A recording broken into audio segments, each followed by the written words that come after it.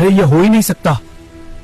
मैंने अपने हाथों से यहां से गुठली निकालकर फेंक दी थी, फिर ये दरख्त कैसे उग गया? क्या हो जब एक सूखी गुठली सिर्फ एक दिन में खजूर का पूरा दरख्त बन जाए, वो भी तब जब जमीन के अंदर गुठली मौजूद ही ना हो। तो सोचिए उस नबी का मुकाम अल्लाह की नजरों में कैसा होगा। आखिर हुजूर सल्लल्लाहु अलैहि वसल्लम ने उस यहूदी को ऐसा क्या जवाब दिया? यकीन मानिए ये मौजा देखकर आपकी रूह ताजा हो जाएगी। एक मर्तबा का वाकया है। एक यहूदी नबी करीम सल्लल्लाहु अलैहि वसल्लम के पास आया। उसके हाथ में खजूर की एक गुठली थी। उसने शर्त रखते हुए कहा, अगर आप अल्लाह के सच्चे रसूल हैं तो इस गुठली से सिर्फ एक दिन में दरख्त उगा कर दिखाएं और उसमें खजूर भी लगे हों तो मैं मान जाऊंगा। नबी करीम ने उसकी शर्त मान ली। आपने अपने मुबारक हाथों से गुठली को जमीन में दबाया और अल्लाह से दुआ करके चले गए। लेकिन उस यहूदी के दिल में बेचैनी होने लगी। वो सोचने लगा, अगर सच में दरख्त बन गया तो मुझे मुसलमान होना पड़ेगा। यही सोचकर वो शाम के वक्त चुपके से वहाँ गया और जहाँ हुजूर ने गुठली दबाई थी उसने वो गुठली निकाली और दूर फेंक दी ताकि न गुठली रहे न दरख्त उगे। मगर जैसे ही सुबह हुई वो यहूदी वहाँ पहुँचा तो मंजर देखकर उसकी आंखें फटी की फटी रह गईं। वहाँ खजूर का एक बड़ा दरख्त खड़ा था और उस पर ताजे खजूर भी लगे हुए थे। यहूदी ने हैरत में पड़कर फौरन 2-3 खजूर तोड़े। उन्हें खोलकर देखा मगर वो हैरान रह गया। उन खजूरों के अंदर गुठली मौजूद ही नहीं थी। वो घबराया हुआ भागा भागा नबी करीम की बारगाह में गया और कहने लगा, सब कुछ तो ठीक है, दरख्त भी है, खजूर भी है, मगर इन खजूरों में गुठली क्यों नहीं है? नबी पाक ने मुस्कुराते हुए फरमाया, गुठली कैसे होती? वो तो तुमने शाम को ही निकाल कर फेंक दी थी। ये सुनते ही उस यहूदी का दिल पिघल गया। उसे यकीन हो गया कि इनसे कोई बात छुपी नहीं रह सकती। उसने उसी वक्त कलमा पढ़ा और मुसलमान हो गया। सुभान अल्लाह, क्या बात है हमारे हुजूर सल्लल्लाहु अलैहि वसल्लम की शान की, जिनके हुक्म से बिना बीज के भी दरख्त फल देते हैं। अगर आपके दिल में भी हुजूर सल्लल्लाहु अलैहि वसल्लम के लिए मोहब्बत है तो कमेंट में सुभान अल्लाह जरूर लिखें। इस मौजज़े को अपने तक मत रोकना, इसे शेयर करके सदका जारिया का हिस्सा बने और ऐसे ही ईमान ताज़ा करने वाले वाक़ियात के लिए चैनल को सब्सक्राइब किए बिना हरगिज न जाएं।